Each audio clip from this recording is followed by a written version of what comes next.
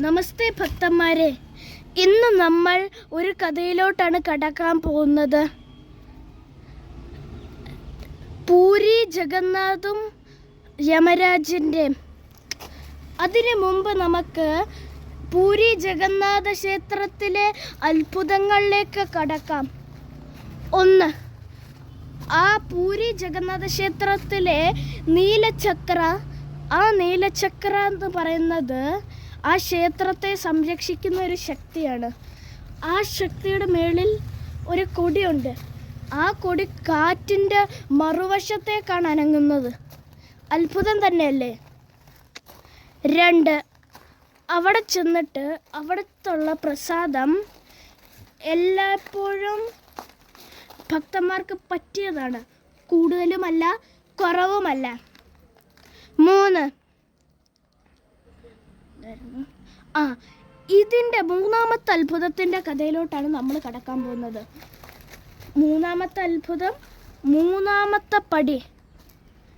ക്ഷേത്രത്തിലെ മൂന്നാമത്തെ പടിയിലെ ആര് കാല് വച്ചാലും മേളിൽ നിന്ന് താഴോട്ട് വരുമ്പോൾ അവരുടെ ആ ക്ഷേത്രത്തിൽ കയറി കിട്ടിയിരിക്കുന്നവരുടെ ആ കർമ്മ എല്ലാം പോകുന്നാണ് പറയുന്നത്.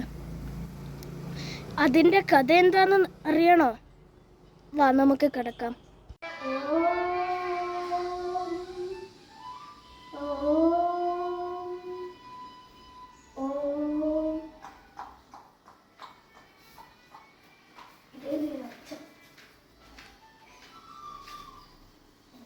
ഇതാണ് യമരാജാണോ?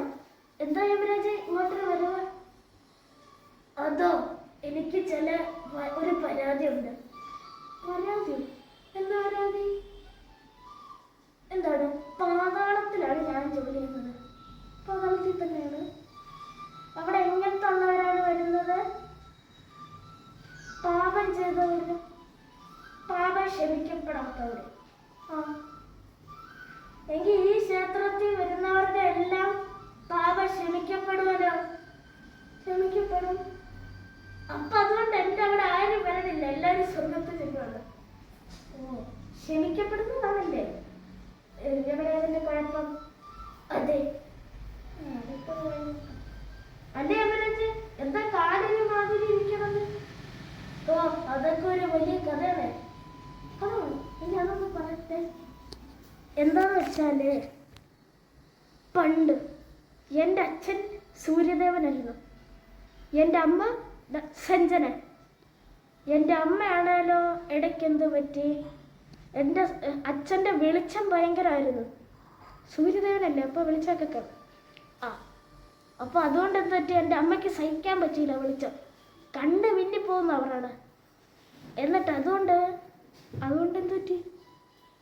എന്നിട്ടെന്ത് പറ്റിയെന്നോ, എൻ്റെ അമ്മ വിട്ടുപോയി, വീട് വിട്ട്. എങ്ങോട്ട് പോയെന്നോ? എൻ്റെ അപ്പൂപ്പൻ്റെ വീട്ടിലോട്ട് പോയി. എന്നിട്ട് അപ്പൂപ്പൻ്റെ വീട്ടിൽ വെച്ച് എന്ത് പറ്റി? അതൊന്നും അവിടെ വെച്ച് പറ്റിയല്ല. എന്താന്ന് വെച്ചാല്, അവിടെ വെച്ച് എൻ്റെ അമ്മയുടെ തന്നെ വേറൊരു രൂപത്തെ ഉണ്ടാക്കി. ആ രൂപത്തിൻ്റെ പേരായിരുന്നു ഛായ. ഛായ എന്ന് വെച്ചാൽ നിഴല് എന്നല്ലേ? അതെ, നിഴൽ തന്നെ. നിഴല് പോലെയാണല്ലോ നമ്മുടെ ഇതും. എന്നിട്ട് ആ ഛായ നിന്റെ അച്ഛൻ്റെ വീട്ടിലോട്ട് പറഞ്ഞു കേട്ടോ. എന്നിട്ടെന്ത് പറ്റി? എന്നിട്ട് എൻ്റെ അച്ഛനാണല്ലോ മനസ്സിലായില്ല. പക്ഷെ എനിക്കെപ്പോഴേ ഒരു സംശയം ഉണ്ടായിരുന്നു, അതെൻ്റെ അമ്മ അല്ലെന്ന്. എന്നിട്ട് ഇടയ്ക്ക് എന്നെ ഉപദ്രവിക്കാൻ നോക്കി. എന്നിട്ട് ഞാനില്ലായിരുന്നോ ഈ കാല് വെച്ചൊരു ചവിട്ട് കൊടുക്കാൻ നോക്കി. എന്നിട്ട് ഈ കടിച്ചു വെച്ചേക്കണ കാലോ? എന്നിട്ട് എന്ത് പറ്റി? എന്നിട്ട് ആ കാല് അപ്പോഴേ ഒരു ശാപം തോന്നിരിക്കും. എന്ത് ശാപം? എൻ്റെ ഈ ചവിട്ടാൻ ഉപയോഗിച്ച കാല് താഴെ വെച്ച ചെതിൽ കടിച്ച് കീറുന്നു. എന്നിട്ട് അങ്ങനെ താഴെ വെച്ചിട്ടാണ് ഇങ്ങനെ ആയത്. എന്തായാലും എൻ്റെ പരാതിയുടെ കാര്യം ശരിയാ. വാ.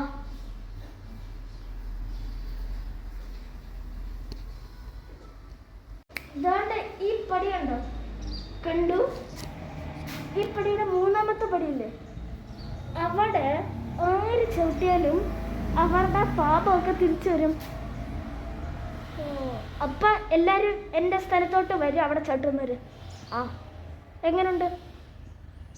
സൂപ്പർ. എങ്കിൽ ശരി, ടാറ്റാ.